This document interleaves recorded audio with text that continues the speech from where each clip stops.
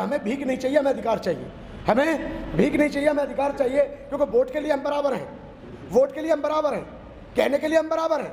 लेकिन हमारे देश में उसी जाति की जब बेटियों का बलात्कार होता है तो हम बराबर नहीं होते। जब उसी के समाज के, उसी के देश के बौद्ध भिक्षु जब पिटते हैं तो हम बराबर नहीं होते। जब हमारे बहुजन समाज के मौलिक अधिकार छीने जाते हैं तो जब हम बराबर नहीं होते। जब हमारे देश में अपने ही भाइयों को, जिनको ये हिंदू कहते हैं, उन्हीं हिंदुओं पर लाठियां बरसती हैं, उन्हीं को मूंछ रखने पर मारा जाता है, उन्हीं को घोड़ी चढ़ने पर मारा जाता है, तो मैं ये दावे के साथ कह सकता हूँ कि ये बौद्धों के साथ सौतेला व्यवहार है। पहली बात तो बौद्धों के साथ में सौतेला व्यवहार हो रहा है।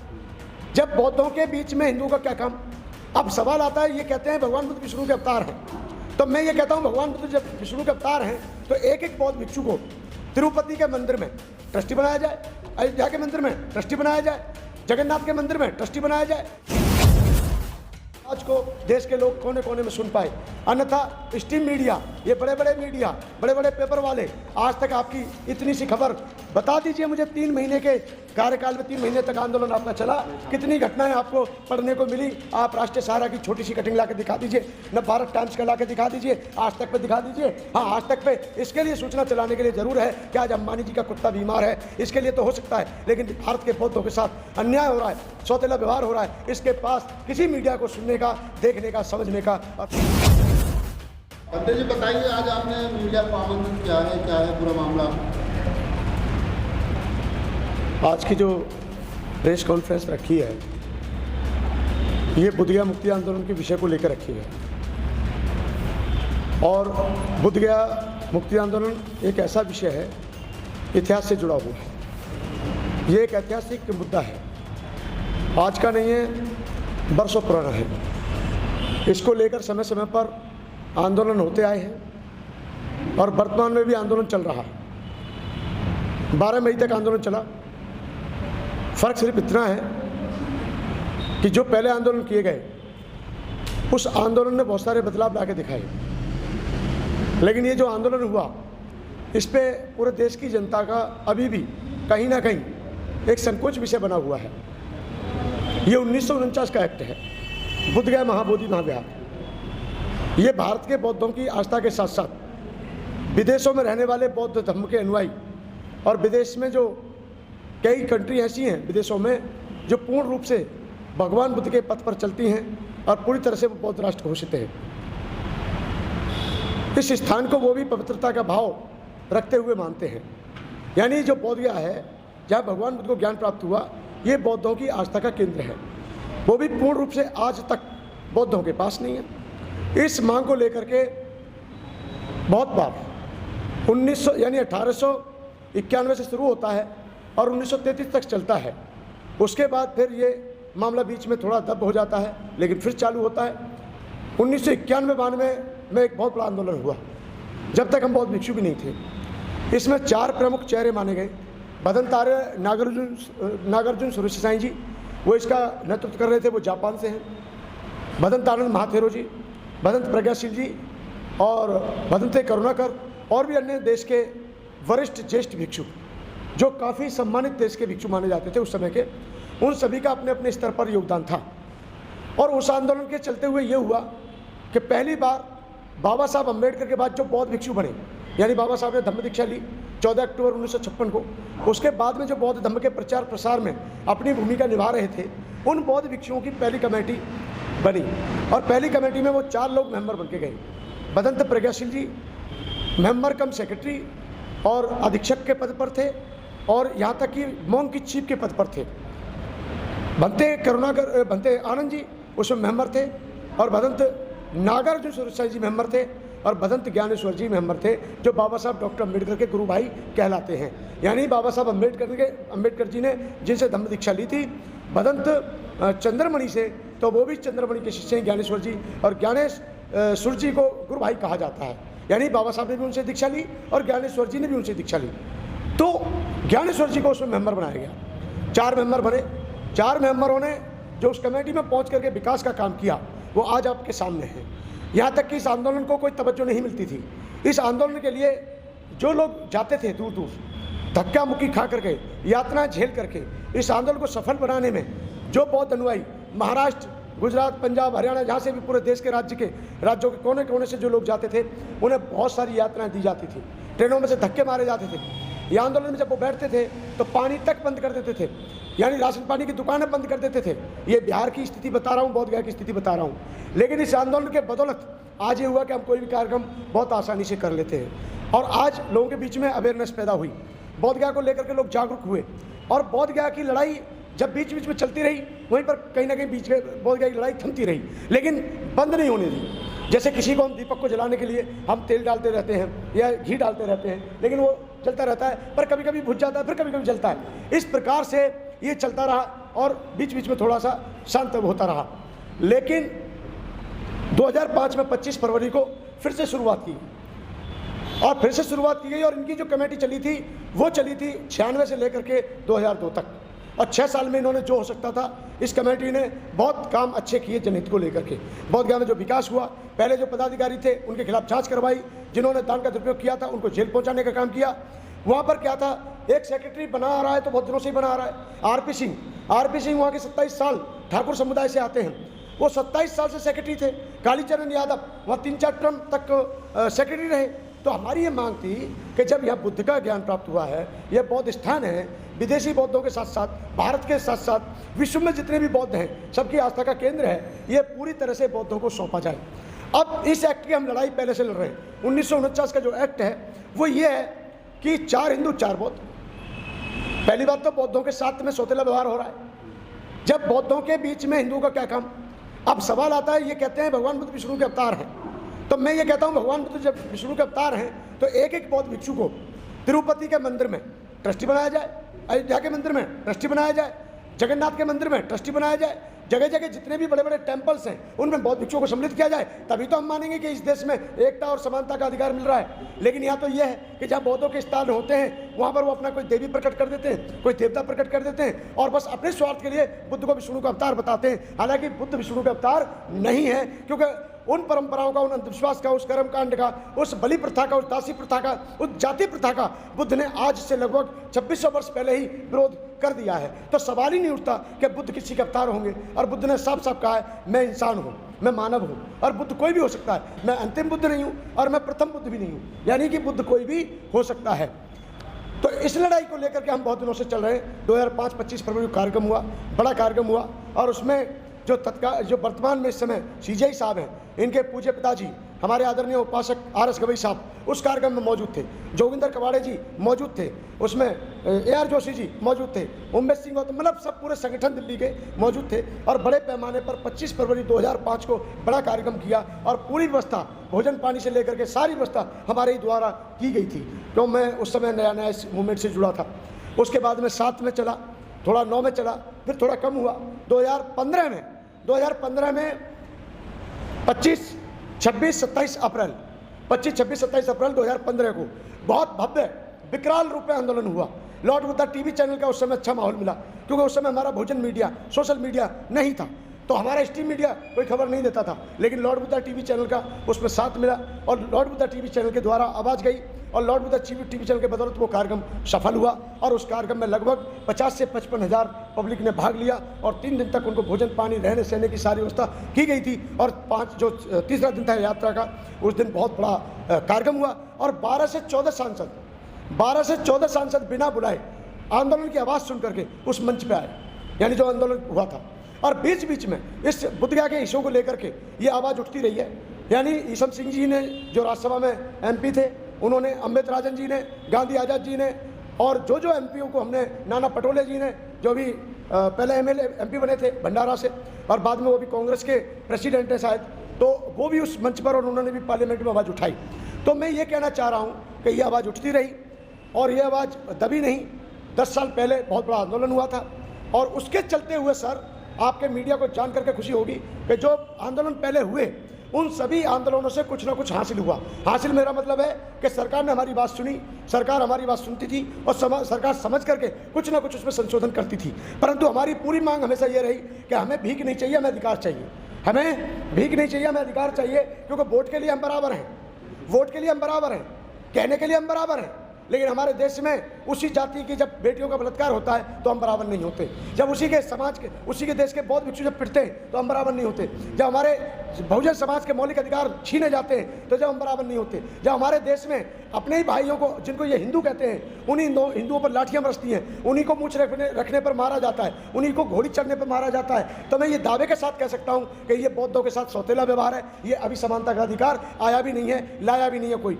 और मैं एक बात यहाँ पर यह और कहना चाहूँगा कि जितनी भी देर ये आंदोलन चला 3 महीने, अभी जो नया आंदोलन शुरू हुआ 3 महीने, यानी 12 फरवरी को ये आंदोलन शुरू होता है।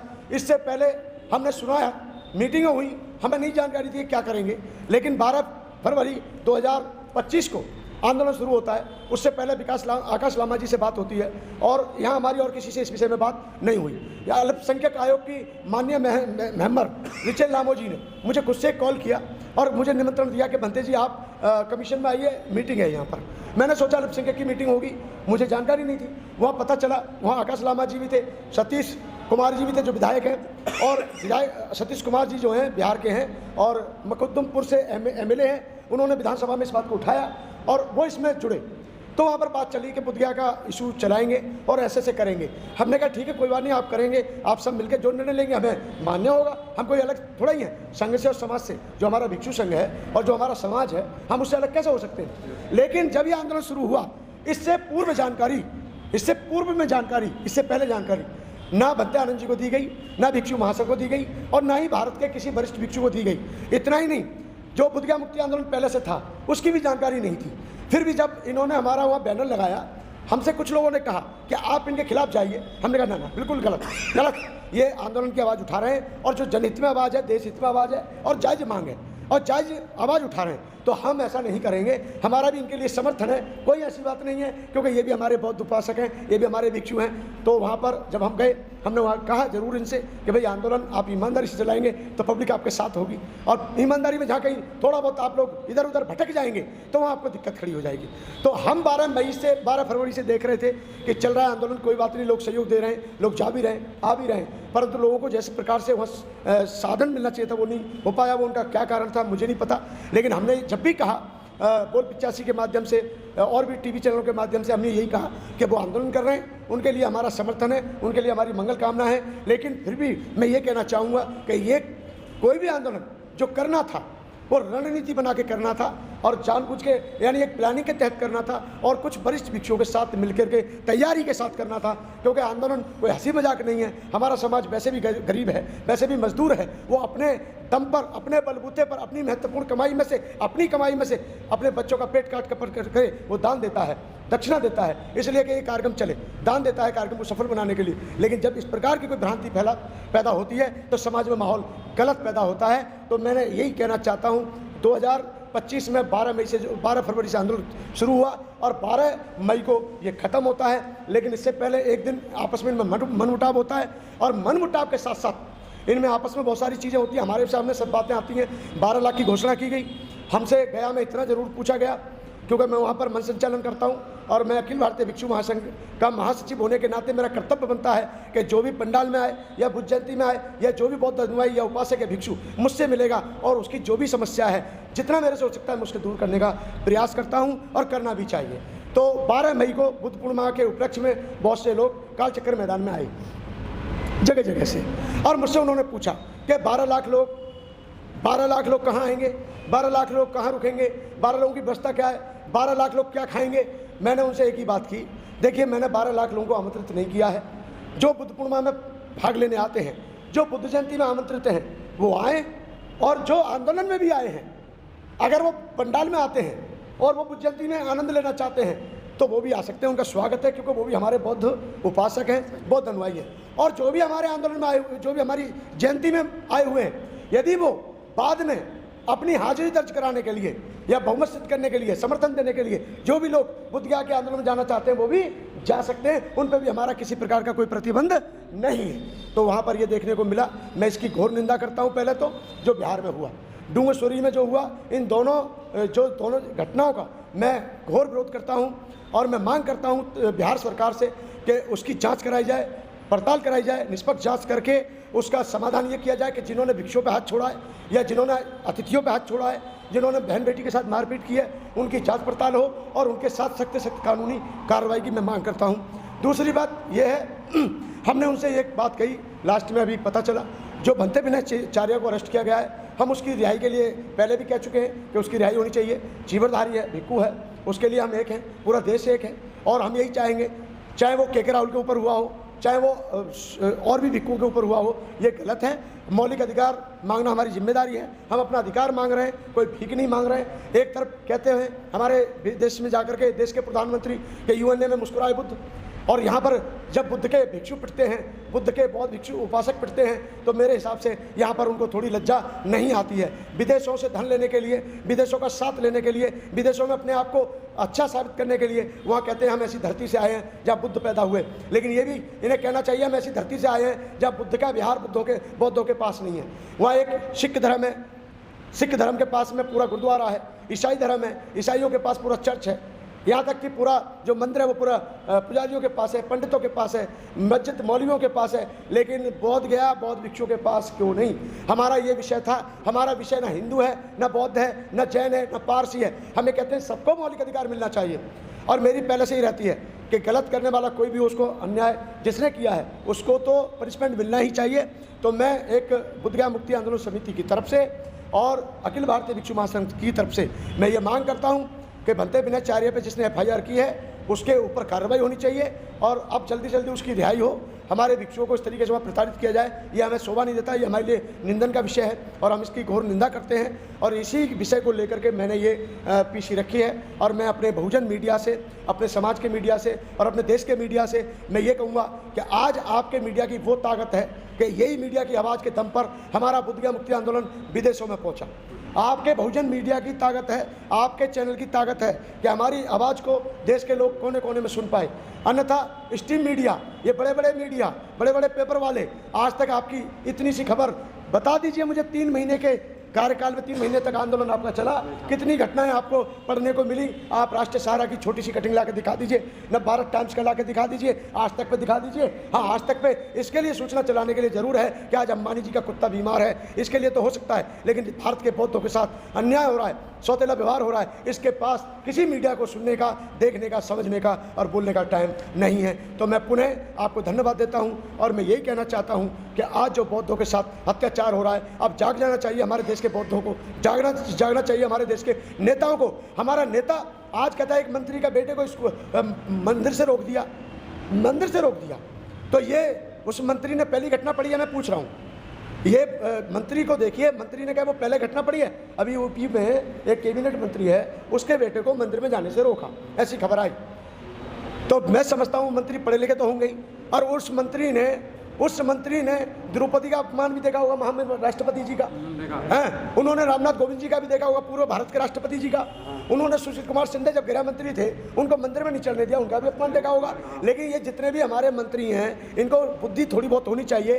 अरे जिस नाम पर आप वोट मांगते हो, जिनका फोटो लगा करके आप चुनाव लड़ते हो, जिनको अपना मसीहा बताते हो, उसी मसीहा ने कहा है कि हमें ऐसी जगह नहीं जाना चाहिए जहां आपको सम्मान ना मिलता हो। इसलिए मैं कहता हूं जिन नेताओं का अपमान होता है वो बोधगया जाएं, उनको सम्मान के साथ खाड़ा दिया जाएगा, सम्मान के साथ उनको आशीर्वाद दिया जाएगा और सम्मान के साथ उनको दर्शन कराए जाएंगे। जहां पूरे देश में किसी का अपमान होता है उसको लिए बोधगया का स्थान पूरी तरह से खुला हुआ है। और लेकिन ये शर्त है कि आप जितने भी नेता हैं, आपको भी प्रण करना होगा कि हम सब मिलकर के इस बोधगया को मुक्त कराएंगे। और आज नहीं तो कल, और कल नहीं तो आने वाले समय में जिस दिन जनता जागरूक होगी पूरी तरह से, बोधगया चुटकियों में हमारे पास आ जाएगा। हमारा कर्तव्य है बिहार की जनता को जागरूक करना, क्योंकि बिहार में अभी भी बौद्धों की जनसंख्या बहुत कम है। इसलिए हमारा कर्तव्य होना चाहिए कि हमारे भारत के बौद्ध भिक्षुओं को भी प्रण करके कि दिल्ली में सब कुछ नहीं रखा है, जहां जनता जाग जाए वहां से आप चलते बनो, क्योंकि वहां की जनता जाग चुकी है।